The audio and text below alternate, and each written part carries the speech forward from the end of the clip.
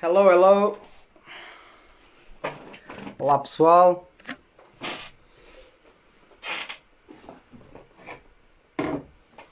Olá, olá, olá. Espero que estejam todos bem.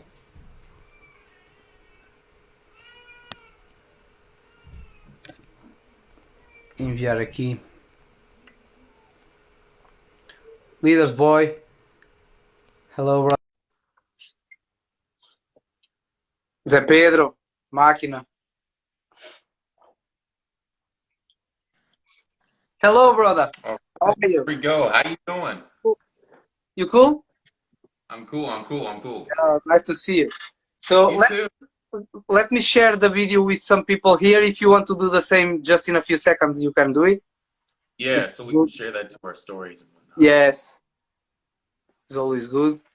Just send it to people.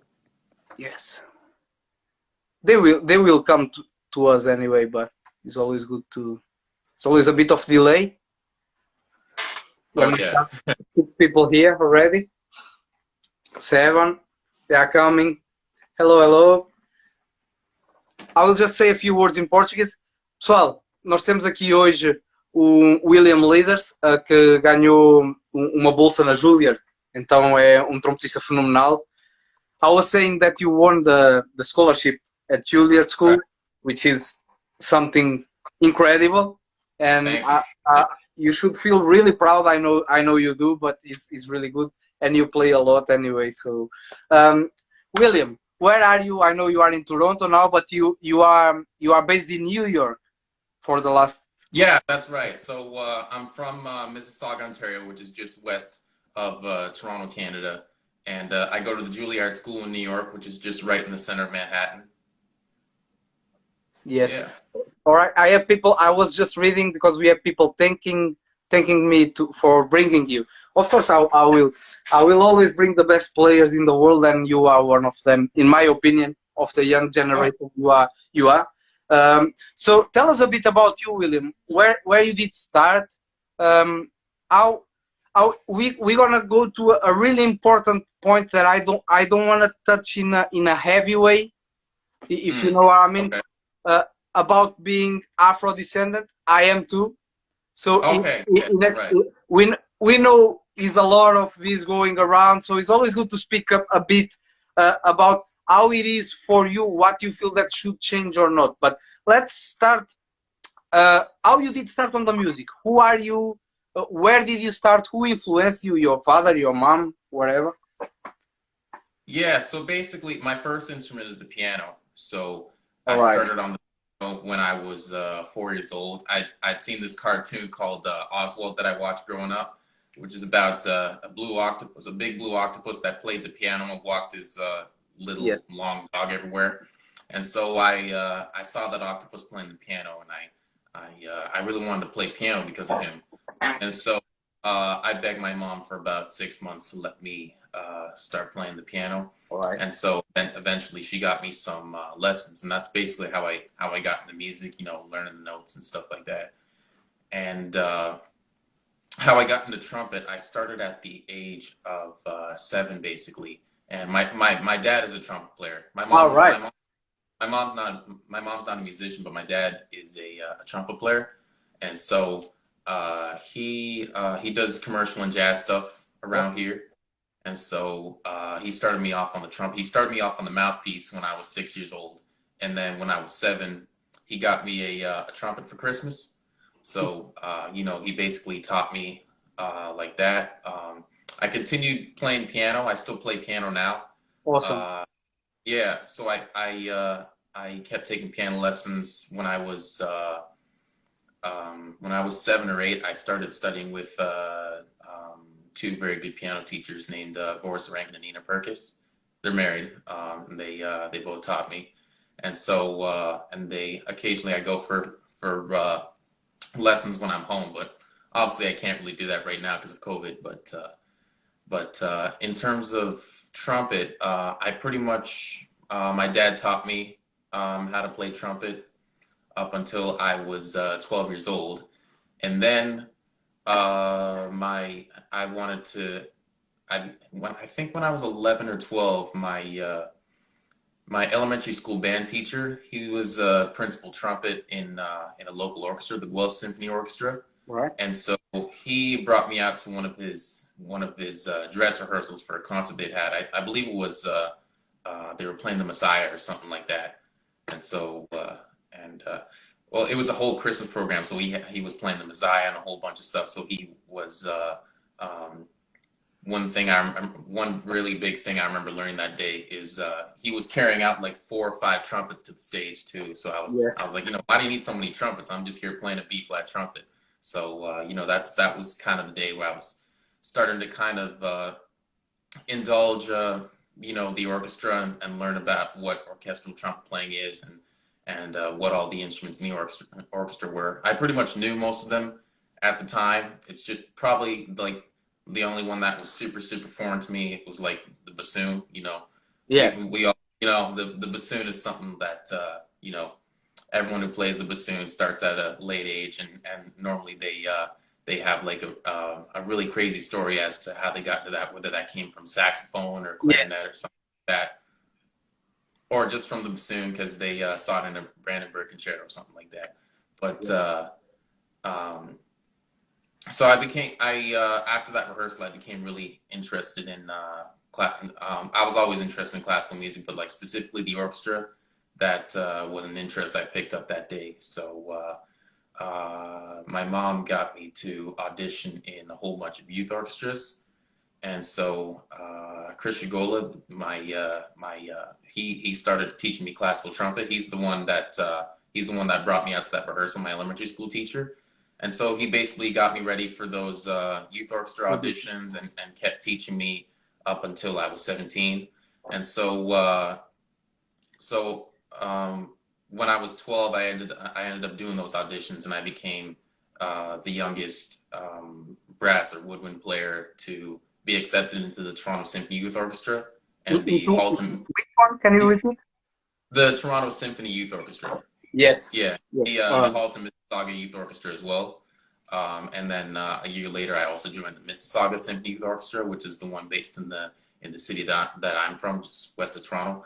So I pretty much did that. Just kept on practicing and kept taking studying with my dad and Chris up until um, I was 17, and then started looking into what schools I could, because I wanted to go study the trumpet, and I also wanted to study piano as well, but um, Juilliard doesn't really let you do a double major, Yes. and so most schools don't really let you do that just because of vast workload. And so basically, I thought, I think trumpet is something I can do right now, because I looked into Juilliard. I did my research in that. I was looking at who's there and stuff like that, and shortly after I did the Juilliard audition, that's when they sent an email out to all of the every single trumpet applicant who applied to Juilliard, notifying them that Chris Martin had just been hired as a professor there. So Right. they hadn't notified who was accepted into the trumpet studio yet. So I had made sure that I had him down as my primary teacher if I were to get into the school. So then I ended up getting in, and I now study with him there. And so Awesome. yeah, so I'm pretty much at Juilliard now. Growing up, I also, because my dad is a commercial and jazz trumpet player, I also played all sorts of different kinds of music with him, including Yes. jazz, gospel, some Latin music in there too. And Yes. so I basically had whole lot of musical exposure. In fact, when my mom was pregnant with me, she used to put on a classical radio station and All put some right. headphones. And so that the family pretty much believes that that's the initial thing that kind of jogged some Yeah. musical bones in me. And Well, so it's that kind of got scientific. things started. That was the rest of my story. And so now I'm at Juilliard. I'm happy. I'm learning. So many great colleagues and teachers to be around and learn from. And so Um, that's pretty much it. That's me. Yes. So, which is a lot. How old are you? I'm 19 now. That's that that's a lot. That's pretty much a lot, which Yeah. is awesome. So, Thanks. uh, I really admire you for everything that I've seen. Not from now. I follow you for quite a long time, and I remember. Okay. I think the first video it got me the eyes Mm. like that was you playing Mahler. Someone was making the Oh. filming from the top, and you were in the orchestra Oh playing yeah, Mahler. yeah. That was in Carnegie Hall past February, and my girlfriend was in the balcony. She took that video, and so Man, that was with the Juilliard Orchestra. So I gotten selected to play principal trumpet on that, yes, and that ended up being the last concert of our the Juilliard Orchestra seasons, and because school shut down pretty quickly when you know yes. positive COVID cases started coming up in New York. So, but that was probably one of the best concerts for me of my life. That um, just playing that solo. Um, like how many times you got to play Mahler 5 from like a young age to be able to get it right on command, Yes. and all the trumpet you and all the trumpet players watching know how hard it is to start on a low C sharp. But the thing So is, you did, and you are so young. That's why it got me because I look as young as you, or more or less. But I'm 30, 31 next week. So okay, yes, okay. in 5 days I will I'll be make you a 31. happy birthday. And when I heard your sound, I asked people go to check the video online. I think you have it on your Facebook as well for sure. Yeah, I got People can Facebook, check it. Instagram. the, Yeah. the sound the thing is, of course, that first attack is the worst on that solo, because if you fail that Mm. first note, that's it, you are done. It's down. Yeah, But that's right. sound, brother, your sound is full in that orchestra, and we are talking about Juilliard, so you are not the only great player there. Everyone Right. there, they are great guys, and you came on Yeah, top of everyone's it. amazing. Yeah, awesome, awesome. And I really felt proud for you because you were so Thank young, and I thought I wish to play like this. That's it. It's that kind of sound that is a reference. Yeah, that So really means a lot. But you do make a good point in terms of like getting the first note out. Because for me, I was playing so many low C sharps backstage, and one of the freshmen was just like, "Relax, man, it's gonna be good." I was like, "Okay, cool." So when all I had to do was just get the first note out, and the rest of it was kind of on automatic because I was so prepared to play it. yes, which Yeah. is good. Okay, so in terms of playing, a lot of people here asks, and I know you won a lot of auditions, and including that on Juilliard, and you won, as you said, for youth orchestras, which is not easy with 12 years old. But I will ask something. Do you think something changed when you were younger? Because when we take auditions when we are 12, 13, I think we are more relaxed because we don't really care. We are kids. And now maybe you feel more the pressure to fail because everyone, and let's say like this, everyone puts you as a good player, so if you fail, the pressure is another pressure. Do you feel that? How do you control that kind of feelings on the auditions? Well, I feel like as I get older, I just kind of learn more and more as to what it takes to succeed on the biggest stages. Okay. When I was 12 doing youth orchestra auditions, I kind of just prepared to do it. I basically did what I was told, and I was having fun. Yes. So, and I pretty much went to the audition with but all of my childhood, I was pretty much just getting. I was pretty much used to, if I work hard, I get rewarded for it. So I worked hard, and I sounded pretty good to myself. So I ended up getting in. So that was kind of my mentality growing up, and so as I get older, and I feel like that's with most people when you get older. Most people know what hard work is. You know, you got to work hard to get what you want, but it gets a little bit more complex than that, and you get like more of an understanding as to like what that is and how much intelligence needs to be involved in that. So you basically know, okay, what does it take to play Mahler 5 10 times in a row, Exactly. perfect every single time, so I can do it on stage. That's one example. So like, and it's different for everyone. So if one person feels like they feel like they have to play the excerpt 10 times in a row, which I feel like is a good method, then you can play it one time on stage, the one chance you get, perfectly. So and you know, they always say, you know, you have to fail to succeed. So there's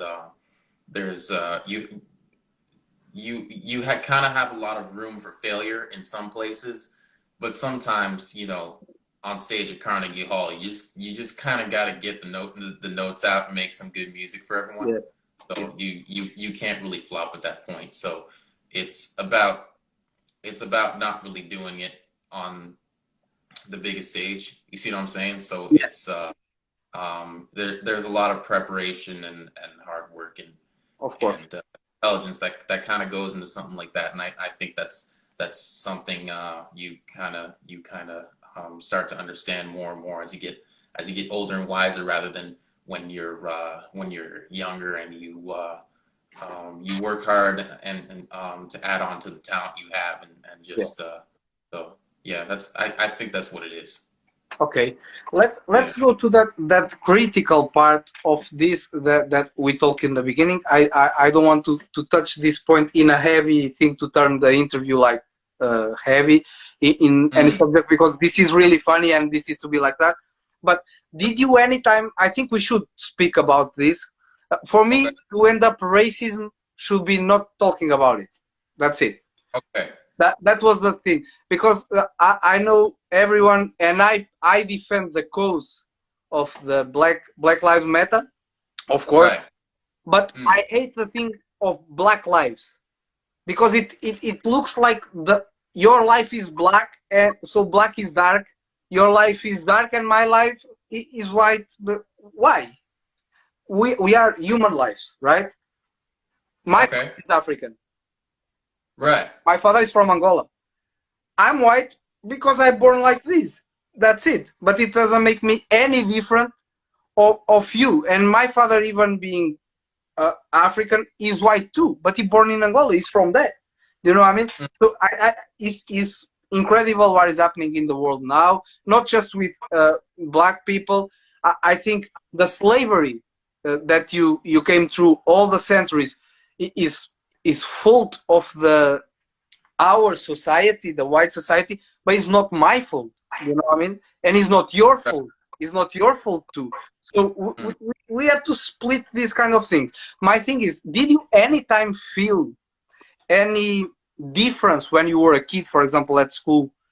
Mainly, I don't know how Canada works in that kind of thing. Is kind of racism in Canada as well? For example, I'm playing in England, and incredibly is a lot here, even with me. Even with me, because I'm Portuguese, I'm not from here. So it's always, Okay. you know what I mean? Yeah, How do you yeah. feel? Well, there's I mean there is racism in Canada, but there's for me, I didn't really experience that myself because you know, in Mississauga, where I'm from, I grew up in a very multicultural All right. neighborhood. So um and for me, with auditions and whatnot, there was never really a race issue for me personally. Okay. Um, That's good. but you know, the main problem I had basically was in terms of age, and so All right. I would be younger than people, and you know, but fortunately for me, I was used to working hard, and if I worked harder than everyone else and did a better job than them, then I would be rewarded. Exactly. But personally, for me, I never really experienced racism growing up, but it is there obviously because It people is. experience. Yes. It's in Yes. Canada, it's in the United States, obviously, it's in the UK. Yes. So, but for me personally, it's something that I haven't really experienced a whole lot of. Yes. Okay. Which Yeah. is good. Which is good. I will just ask you, and I'm really happy that you didn't feel Oh it yeah. because it is awesome. And I think exactly you should not, and no one should. But do you think anything should change? So because I know I saw a few of your posts, and of course you post about the case, the Right. cause of the Black Lives Matters, and Mm. I think the trumpet community is quite united with that, which is really good. I'm really happy with most people on the groups of trumpet players, which is good. Yeah. Do you Well, think all the trumpet players that are really paying attention know that in especially with jazz, in every era of jazz with the swing and the brother, bebop and stuff no like one that, can be racist? Look at there's this. you there's almost always a yeah, that's right. There's almost always a black trumpet player Always. Oh, face of well, it. So the legacy of the jazz music and blues is all from African descendants. So it is impossible to well, I can't understand. Anyway, I was just asking because I really think we should use these interviews to change some minds as well, and to right.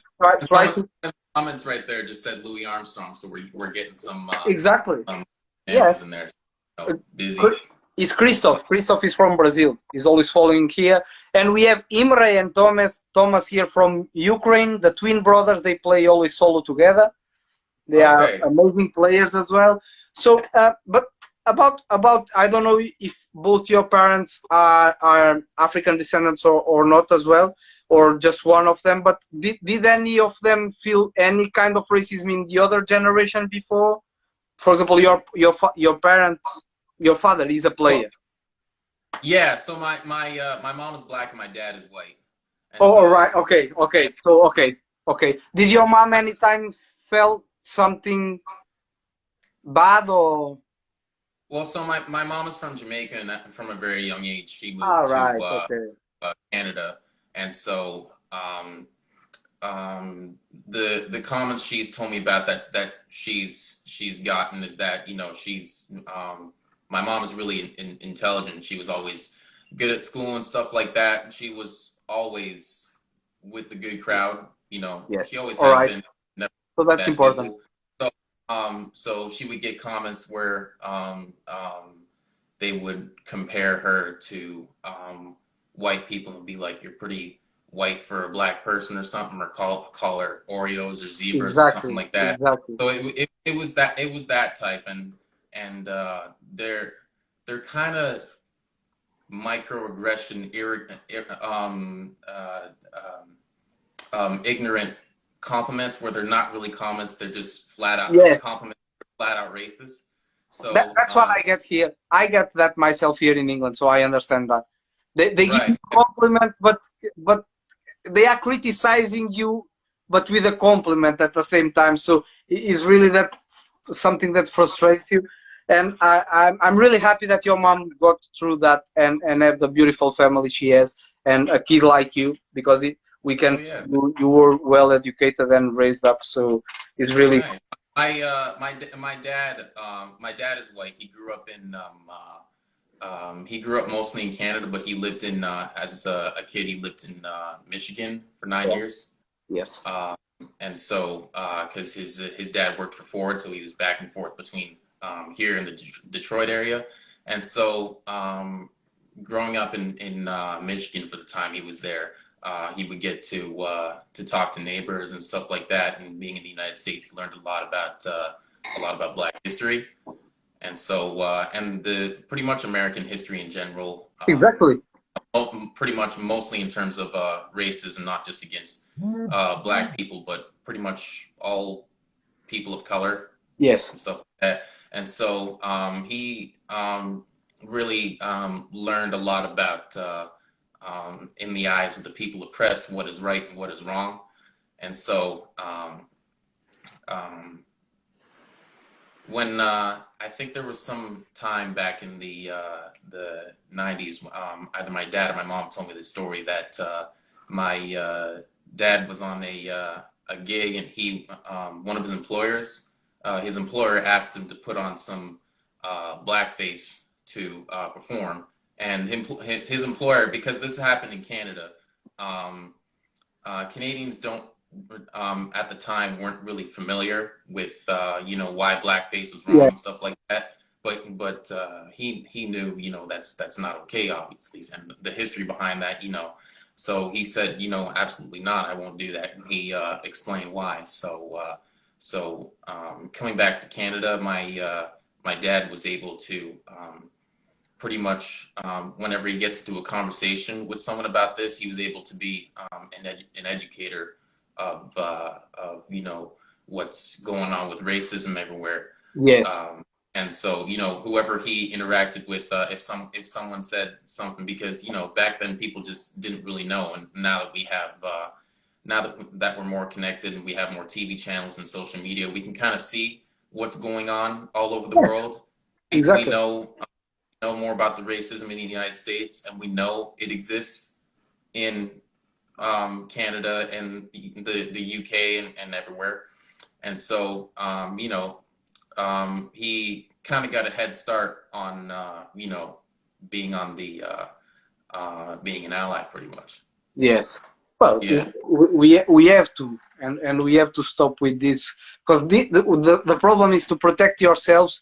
Then we create this kind of Black Lives Matter, and then come some people and say, ah, but white as well. And I know you are trying to protect yourself, and then we do what they want. Is we are separating ourselves in a mistake, which is, so this should stop. And I'm really happy that you didn't go through that. And let's finish this point here in the interview. I wish I never ever see nothing like that here on my channel, or in front of me, because people knows me and I don't accept it at all. So, and I'm yeah. really proud to have you here. That's the most important. So now tell me something about Mm. your auditions. How do you prepare your auditions? Who choose your music? Who recommends what you should, or you are already in your full mature thing that you choose your own things and you go and Well, so in terms of getting into school, I wanted to pick the repertoire that shows who I am as a player.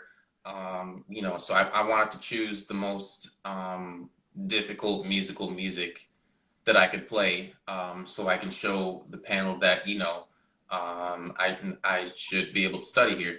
So I played the Tomasi trumpet concerto at most of my auditions. right. So because all the technique and all the musicality required, because all the double tonguing, and then the Tomasi combines all sorts of music from Johann Sebastian Bach to jazz, and so there's all sorts of musicality you need to bring to that piece. So I thought that was a good piece to play.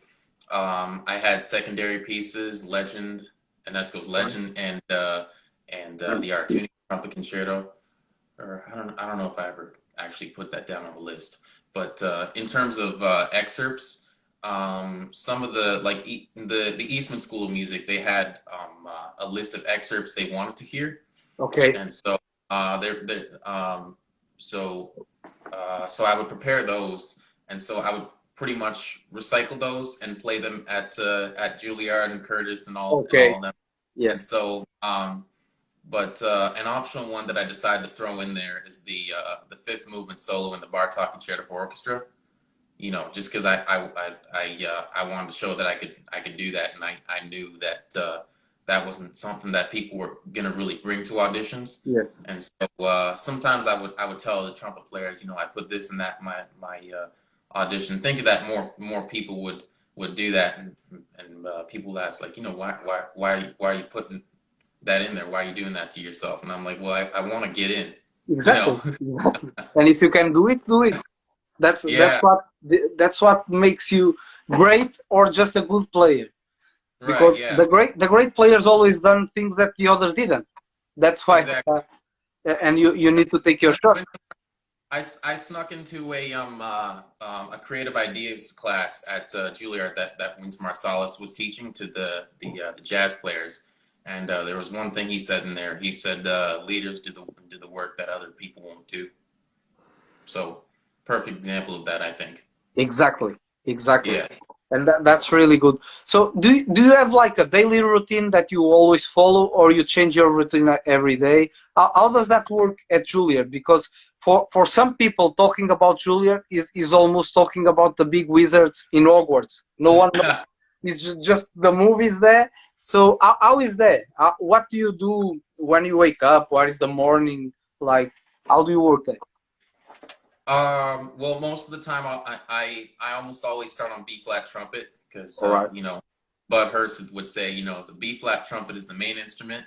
Then you go to C trumpet and all the smaller trumpets, including piccolo and stuff like that. So, and almost every good trumpet teacher will tell you that the B flat trumpet is where you can find your sound. And in my experience, I think that's where I can find my sound. It's just the biggest instrument. And so if you have a routine where every day you play B flat trumpet first, you kind of your brain develops a habit to just develop the best tone quality you can possibly get every single day. Yes. So you have the least amount of bad days possible. So I like to start on B flat trumpet. A lot of days I like to do the James Thompson buzzing book, and Right. I got to study with James Thompson in high school as well. Okay. He teaches at the Eastman School of Music, legendary principal trumpeter of the Montreal and Atlanta Yes. Symphonies. And so he taught me how to use that method to improve, enhance, and maintain my tone quality. And so I pretty much do that. I don't do it every single day now, but I'll pretty much either do that or I'll do stamp or just find a way to go from buzzing on the mouthpiece to playing where it makes me feel comfortable for the rest of the day. And so that's where I get my tone quality Yes. from for playing. Articulation, stuff like that. There's Arbenz, Clark, Schlossberg to go through. Um, there's Brandt and I'm losing the name. What? Branton. Yeah, Branton. yeah, How do you say? I don't know. Let me check yeah. it. I will. I, Someone in the comments help us out. Branimir. No. Goldman. Goldman. Exactly. Yeah, got it. Okay. Yes. I'm glad I remembered that. No, doesn't matter. So, and Chris Martin had introduced me to Goldman, and it improved my articulation a lot, and so that's pretty much and I'll look into all sorts of different books to help my technique and stuff like that, and what really has pushed my technique forward in the time that I've been playing the trumpet has been just challenging myself to play hard solo pieces. So when I started learning Tomasi when I was 15, for example, and that there was a lot of stuff that I couldn't really do when I first looked at the piece. Of course. Yeah, Ben, shout out to Ben Shaposhnikov. He just reminded me it's Goldman, the Yes. Goldman exercises. So so with the Tomasi, there's a whole bunch of stuff in the music that I couldn't really do. So I would just go about figuring out how to play it, and there's double tonguing. I have to be able to go da da da da da da, and how do you nail it da da da da da da from the beginning? So you kind of have to. There's just some things you have to be ready to do, and some things I had to develop. I really had to work on the double tonguing for that. And no one ever gets that, but No, exactly. and Exactly. so it's pieces like that. Learning the Haydn and the Hummel when I was 10 and 11. So basically just learning solo pieces and excerpts and all sorts of music that kind of pushed my technique forward. And so Honestly speaking, I had barely touched. I probably only touched the first 3 pages of the Arbenz book when I was 11 years old, and then I never really looked at it again until I got to Juilliard. And Chris Martin was like, let's play some more Arbenz to work on your Yes. articulation and all the stuff that all the books and stuff that Chris Martin showed me, and the technical stuff that he's shown me himself, and the example he puts on has really helped my articulation. I kind of started at Juilliard with kind of a fluffy start to my notes in Yes. comparison to big name classical trumpet players winning jobs. And so I think, like in the very first lesson, Mr. Martin explained to me that you need to start your attacks with a ping in classical music. Just rather than just like Yes. bringing the tongue back, and it needs to shoot back. And he also says you need to keep the meat inside the mouthpiece relaxed, so you can just let the your attacks out freely, so the air moves and stuff like that. And Yeah. so uh, that's pretty much what I think about and what I do in terms of technique and stuff like that. All right. Yeah, That's awesome. making sure I can do something several times in a row before I go play it. All right. Can you tell us a bit of your projects to the future? Do you pretend to record sometime? Do you pretend to play a solo with some orchestra, or do you have it already sorted to do in the future? You mean like performance projects Yeah, or performance or recording, anything. Yeah, I like to. I mean, I like to practice orchestral pieces with recordings as well. Sometimes I'll play I'll play solo pieces along with my favorite recordings. You never really want to do that with one recording, or else you kind of just start adapting someone else's Yeah. interpretation. So I like to do that with a lot of recordings. For example, if I take Tomasi, I'll do it with Wynton, Eric Aubier, Phil Smith, Yeah. Martin. So um, um, basically that's what I'll do. And so when I play with an orchestra, I've never played Tomasi with an orchestra, but when I play that with pianists, I'll be able to hear Right. the orchestra a little bit more. And especially if you have a very good pianist, a lot of them can make the piano sound like an orchestra too. And Yes. so I'll know exactly what I want to hear. Um, and yeah, that's basically it. What is your goal after the Juilliard? Do you have a dream to play in an orchestra? Which orchestra or which players would you love to play in the future? Well, so my goals for my career after Juilliard would probably be, I really want to play principal trumpet in a big orchestra, Right. and so that there's that. I also want to have a solo career. Starting before When I first started at Juilliard, I went in like never. I was thinking to myself, I never want to play in an orchestra. It doesn't interest me to that degree where I want to do it for the rest of my career. But then I started doing it more and more at Juilliard, and obviously the musicians I was playing with in the orchestra were incredible, and so that was very inspiring me. So I decided to start going to do auditions because orchestra playing started interesting me a lot more. So there's that. I also want to do the solo thing, and so um, um, when orchestra playing started interesting me a lot more in like I think early March of 2019, I saw in I saw an advertisement for the audition for the principal trumpet of the Chicago Symphony, the job that Esteban won. Yes. And um, this was during spring break that I saw this, so I was like, huh. And so I showed that to Mr. Martin when I got back from my first lesson, and I was like, hey, look, check it out, it's your old job. I'm thinking about. I didn't say that, but I was like, I saw this over spring break, so And I was like, I'm thinking about taking a shot at that because like orchestra playing has kind of been more of an interest to me now. And he was like, yeah, go for it. He wasn't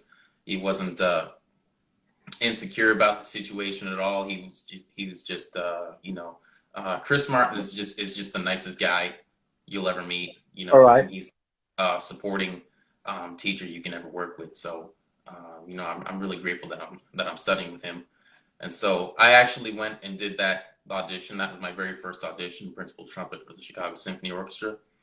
And so I did. I played the entire first round. Didn't get past it. And so that kind of started to teach me, and this kind of goes back to what I was saying. When you get older, you start to understand what it takes to do certain things. So once I did that, that experience kind of taught me. So this is what it takes. I have to,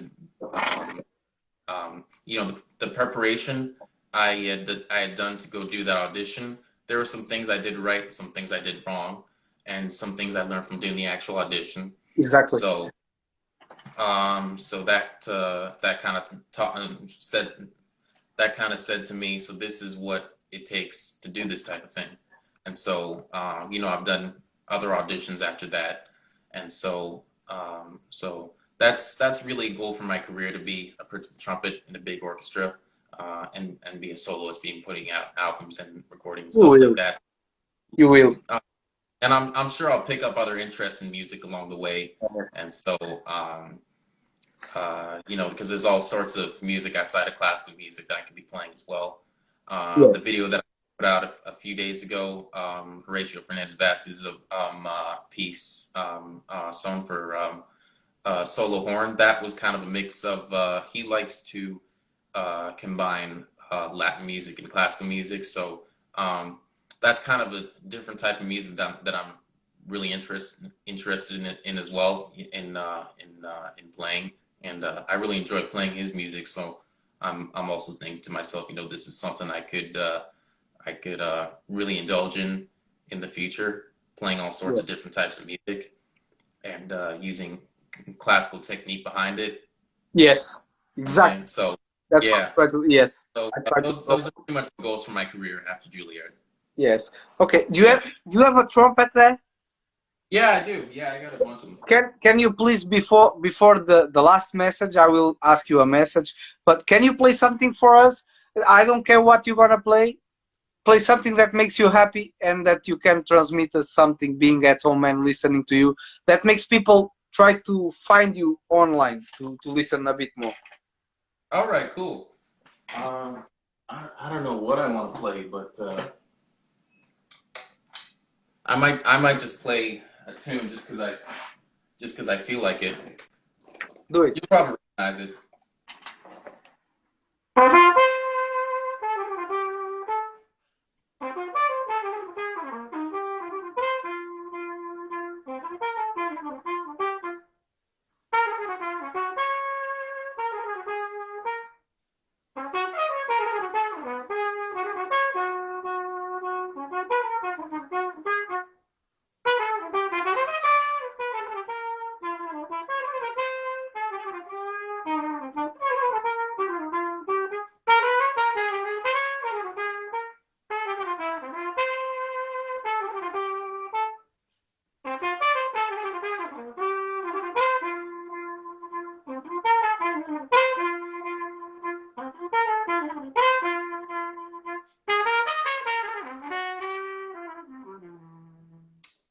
Awesome, man.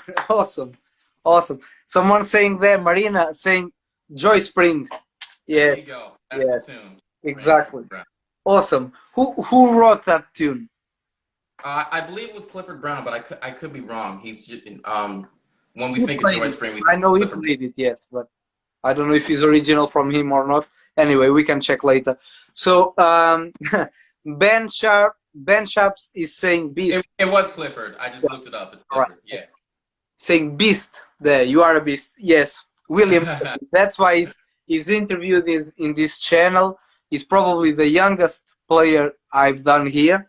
So we had Nakariakov here, we had Gabor, we had Elmer, Trumpet, all that big guys, and you are probably the youngest guy here.